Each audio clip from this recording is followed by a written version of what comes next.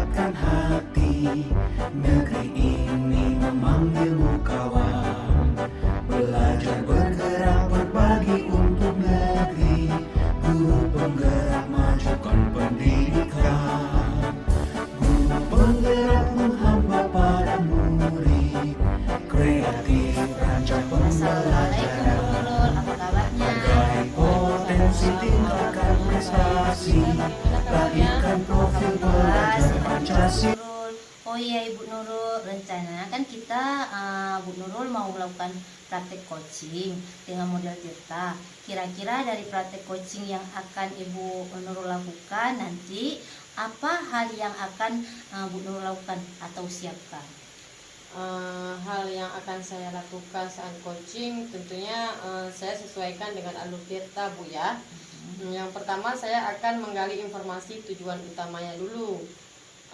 Apa harapan yang ingin dicapai dari kegiatan coaching. Lalu yang kedua, saya akan mengidentifikasi masalah terkait masalah yang coaching yang dihadapi ya.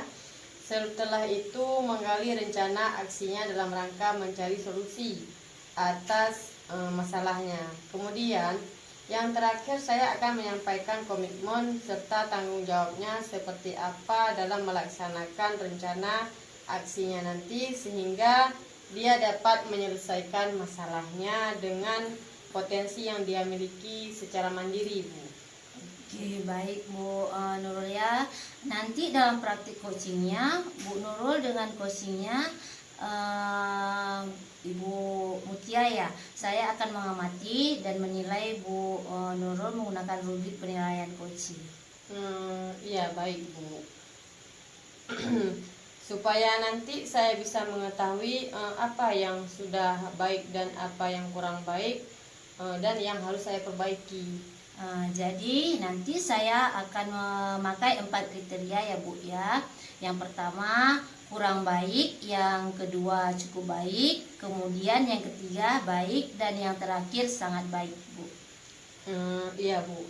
Oke, terus kompetensi coaching apa nih yang Bu Nurul akan kembangkan?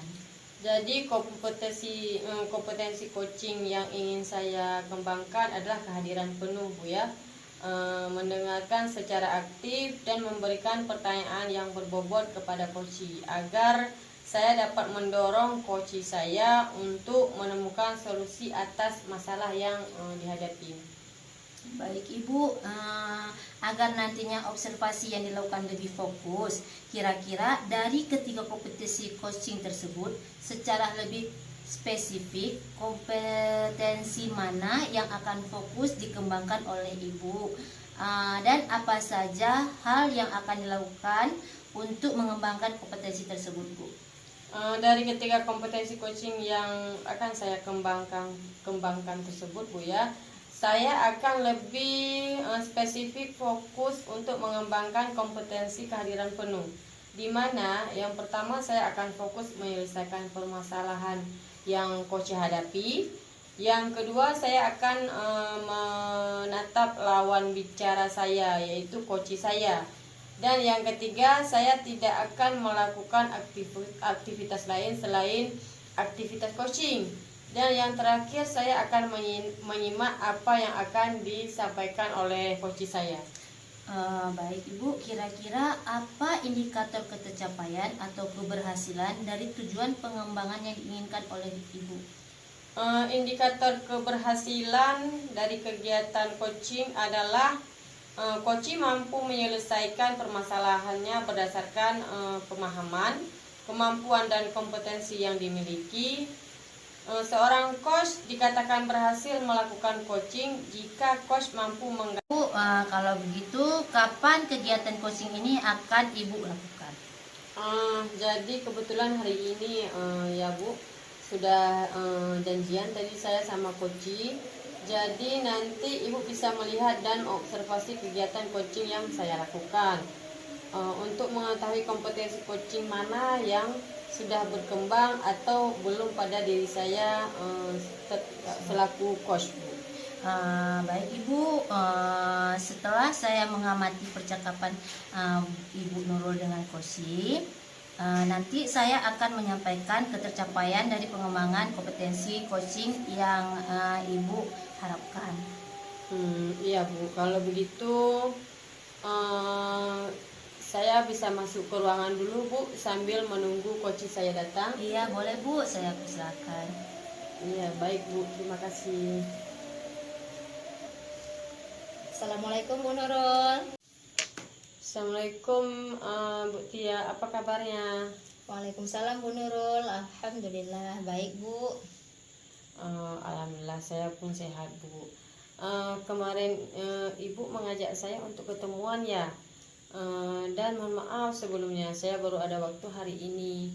Kira-kira ada apa ini Bu mengajak saya untuk ketemuan? Iya Bu, terima kasih Bu ya. Sebelumnya saya mohon maaf telah mengganggu waktu Ibu. Dan saya berterima kasih karena Ibu telah menyempatkan waktu untuk bertemu dengan saya. Jadi, saya mengajak Ibu bertemu karena ada sesuatu hal yang ingin saya ceritakan sama Ibu. Sama-sama Bu, tapi kita tidak punya banyak waktu hari ini, sekitar 15 sampai 20 menit saja ya. Kita ngobrol hari ini. Jadi apa yang ingin Bu Tia sampaikan? Iya, baik Bu. Ini bukan berkaitan dengan rekan-rekan guru di sekolah saya, Bu. Setelah saya amati dari tahun ke tahun, pembelajaran di sekolah saya kok tidak ada perubahan ya. Sebagian guru di sekolah saya dalam penyampaian materi pembelajarannya masih berada di zamannya di zona nyaman dengan menggunakan metode konvensional saja. Atau bisa saja dikatakan sebagian dari mereka merasa nyaman dengan metode ceramah dan terlihat monoton. Terkadang membuat siswa-siswi di sekolah menjadi bosan dalam pembelajaran. Padahal kita semua tahu Bu ya, perkembangan zaman itu semakin canggih. Kemudian penggunaan teknologi pembelajaran juga semakin pesat. Tapi guru di sekolah saya Bu, itu tidak mau melakukan perubahan. Mengajar hanya mengandalkan menggunakan buku paket saja. Kemudian pembelajarannya juga kurang bervariatif. Seperti itu Bu. Jadi kan yang saya tangkap dari cerita Ibu Tia ini berarti permasalahan Ibu hari ini itu adalah pembelajaran yang disampaikan sebagian rekan Ibu di sekolah kurang bervariatif ya. Iya Bu. Pembelajaran kurang bervariatif, kemudian penggunaan media maupun model pembelajaran masih yang lama saja Bu, tidak berinovatif. Oh baik, kira-kira dari percakapan kita hari ini apa yang ingin Ibu dapatkan? Yang saya harapkan Bu ya, saya mengetahui cara ataupun langkah-langkah apa yang bisa saya lakukan untuk membantu rekan-rekan guru ini supaya adanya perubahan penyampaian materinya. Oh baik, berarti supaya adanya perubahan dalam cara penyampaian materi Ibu, ya kira-kira perubahan cara penyampaian materi seperti apa yang Ibu inginkan? Jadi perubahan yang saya harapkan seperti adanya perubahan metode mengajar, kemudian model mengajar maupun media dalam penyampaian materinya lebih bervariatif lah Bu. Misalnya memanfaatkan berbagai aplikasi pembelajaran atau game yang berhubungan dengan materi, seperti menerapkan quizzes, game Kahoot, kemudian membuat media pembelajaran dari Canva sehingga terlihat menarik bagi siswa. Atau bisa juga membuat slide sederhana, jadi biar terlihat lebih bervariatif aja gitu Bu. Oh baik, jadi intinya Ibu Tia ini ingin penyampaian materi lebih bervariatif seperti itu Bu ya. Jadi kalau misal itu adalah kondisi idealnya, kalau ada level dari 1 sampai dengan 10, kira-kira kondisi atau situasi di sekolah Ibu Tia ini berada di level berapa ya? Kalau di sekolah saya saat ini, penggunaan metode, model maupun media berada di level 5 lah Bu kira-kira. Karena kondisi di sekolah saya kebanyakan guru senior.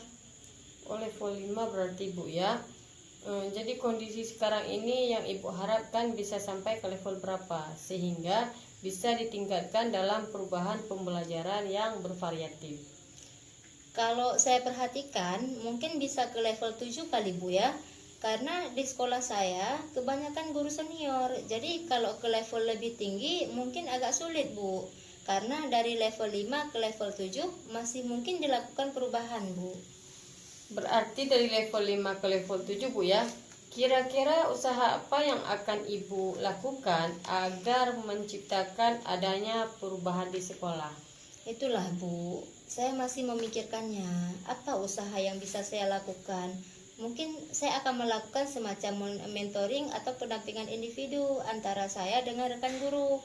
Istilahnya face to face secara bergantian gitu, Bu.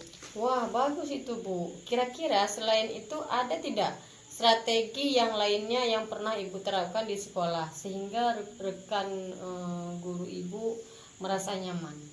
Mungkin kalau tidak dengan pendampingan individu, saya coba mengkonsultasikan dengan kepala sekolah maupun wakil kurikulum untuk membuat semacam pelatihan ataupun workshop. Tujuannya untuk peningkatan kompetensi guru dalam hal penyampaian materi pembelajaran yang bervariatif, Bu. Wah, saya setuju itu, Bu. Jadi yang Ibu ceritakan barusan itu ada dua hal ya, Bu ya, yang Ibu rencanakan, yaitu mentoring, pendampingan individu, kemudian pelatihan atau workshop ya. Jadi kira-kira di antara solusi ini yang mana yang akan segera terlaksana dan rekan guru pun merasa nyaman? Mungkin mentoring kali, Bu ya, karena kalau pelatihan ataupun workshop perlu persiapan yang mantap, kemudian juga butuh waktu yang lama, biaya, dan narasumber yang kompeten. Jadi yang secara segera terlaksana sekarang dan nyaman dilakukan rekan guru adalah mentoring. Nah, benar sekali, Bu. Jadi dalam melakukan kegiatan mentoring, Ibu akan meminta bantuan siapa? Saya nanti akan meminta bantuan rekan kerja di sekolah yang ahli IT atau yang sudah terbiasa melakukan pembelajaran yang bervariatif di kelas. Oke. Berarti itu, Bu, Ibu akan melakukan mentoring dengan cara berkolaborasi ya dengan rekan di sekolah, Bu ya. Kira-kira kapan nih Ibu akan melakukannya? Ya, Bu, insya Allah secepatnya lah, Bu ya. Mungkin minggu depan akan saya lakukan. Jadi sebelumnya saya akan berkoordinasi dulu dengan rekan sejawat agar mereka mau berkolaborasi dengan saya. Kemudian mencoba melakukan kegiatan mentoringnya. Wah, seru sekali itu, Bu. Jadi dari percakapan kita hari ini, kira-kira apa yang telah Ibu dapatkan? Dari percakapan kita hari ini, saya mendapatkan gambaran bahwa bagaimana saya bisa melakukan perubahan di sekolah saya, yaitu dengan mentoring. Kemudian dibantu juga oleh guru di sekolah saya yang memiliki kemampuan dalam menciptakan pembelajaran bervariatif dan memiliki keahlian dalam pemanfaatan media pembelajaran yang menarik, Bu. Baik, Bu. Berarti Ibu sudah ada gambaran ya bagaimana menciptakan adanya perubahan untuk pembelajaran bervariatif di sekolah Ibu. Saya tunggu ya, Bu, nanti kabarnya setelah melakukan mentoring. Saya pun nggak sabar ingin mendengar cerita selanjutnya dari Ibu Tia. Mungkin percakapan kita hari ini kita cukupkan di sini dulu. Semoga rencana Ibu untuk mentoring dan berkolaborasi dengan rekan di sekolah berjalan dengan lancar, Bu ya. Amin. Iya, Bu. Terima kasih banyak telah meluangkan waktunya, telah mendengarkan keluh kesah saya. Mudah-mudahan yang saya lakukan ini bisa bermanfaat dan bisa saya lakukan perubahan di sekolah saya. Sama-sama, Bu. Mungkin lain kali kalau ada yang ingin ditanyakan langsung hubungi saya aja, Bu ya. Dan kita bisa berbagi cerita lagi. Baik saya pamit ya, Bu Tia ya. Assalamualaikum. Iya, Bu, siap, Bu. Waalaikumsalam. Tadi Bu Nurul sudah melaksanakan coaching dengan coaching dan coach. Bagaimana Bu Nurul hasilnya? Alhamdulillah hasilnya baik, Bu. Coach saya sudah menemukan solusi atas permasalahan yang saya hadapi. Alhamdulillah ya. Kalau gitu langsung saja kita bahas dan analisis dari apa yang sudah Ibu laksanakan tadi terkait dengan ketercapaian pengembangan kompetensi coaching yang sudah Ibu sampaikan pada awal pra-observasi tadi ya. Apa yang sudah Ibu lakukan untuk mencapai ketercapaian dari indikator yang sudah Ibu sebutkan tadi pada pra-observasi, Bu? Baik Bu, jadi kan saya ingin mengembangkan kompetensi kehadiran penuh. Tadi itu saya sudah fokus dalam memecahkan masalah dari coach saya. Saya sudah mendengarkan secara penuh apa saja yang dibicarakan coach saya.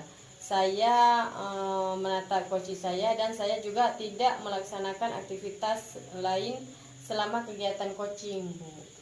Baik Ibu Nurul, memang tadi saya lihat Ibu Nurul sudah hadir secara penuh dengan coaching Bu Nurul. Bu Nurul juga sudah mendengarkan secara aktif pembicaraan coaching Bu Nurul, dan sekaligus tadi Bu Nurul sudah memberikan pertanyaan-pertanyaan yang berbobot kepada coaching Bu Mutia ya. Jadi Bu Nurul sudah melaksanakan kegiatan coaching dengan sangat bagus. Terima kasih Bu sudah menyampaikan penilaian atas kegiatan coaching saya tadi. Sama-sama Bu Nurul. Setelah kegiatan coaching tadi, kira-kira rencana Bu Nurul ke depannya kompetensi coaching mana yang ingin lebih dikembangkan lagi, Bu? Jadi kompetensi coaching yang saya akan kembangkan lagi adalah kompetensi memberikan pertanyaan yang berbobot kepada coach saya sehingga coach saya bisa terdorong untuk menemukan ide atau solusi atas permasalahan yang dihadapinya. Iya Bu, selanjutnya apa langkah-langkah Ibu untuk mengembangkan kompetensi coaching Ibu, khususnya kompetensi memberikan pertanyaan yang berbobot Ibu? Langkah-langkah yang akan saya lakukan yang pertama adalah saya akan melakukan refleksi diri untuk mengetahui kekurangan apa yang ada pada diri yang harus saya perbaiki ketika melakukan coaching. Kemudian selanjutnya itu hasil refleksi ini saya akan mencari referensi bagaimana cara melakukan coaching yang baik, bagaimana cara memberikan pertanyaan yang berbobot, atau nanti ke depannya saya akan belajar public speaking yang baik, atau bisa juga belajar dari orang lain yang sedang melakukan praktik coaching. Jadi Bu Nurul akan mencari referensi dulu ya, belajar public speaking dan belajar dari pengalaman coaching orang lain. Kemudian kira-kira kapan Bu akan melaksanakan rencana ini? Saya akan melaksanakan rencana tersebut secepatnya Bu ya, mencari referensi di Google, YouTube atau media lainnya. Kemudian akan mengikuti kegiatan public speaking begitu ada waktu longgar dan ada yang yang menyelenggarakannya Bu. Oke, jadi kapan nih Bu akan melaksanakan praktik coaching lagi? Insya Allah kalau ada teman yang diminta di coaching Bu. Mudah-mudahan pada praktik coaching yang dilakukan Bu Nurul ke depannya semakin lebih baik lagi ya Bu ya. Iya baik Bu, amin. Terima kasih Bu ya sudah berkenan mengobservasi kegiatan coaching saya hari ini. Sama-sama Bu Nurul. Kalau begitu saya mohon izin undur diri karena sore ini udah Bu ya. Ada undangan dari acara di luar kota lagi nih Bu. Oh iya Bu. Assalamualaikum. Waalaikumsalam Bu.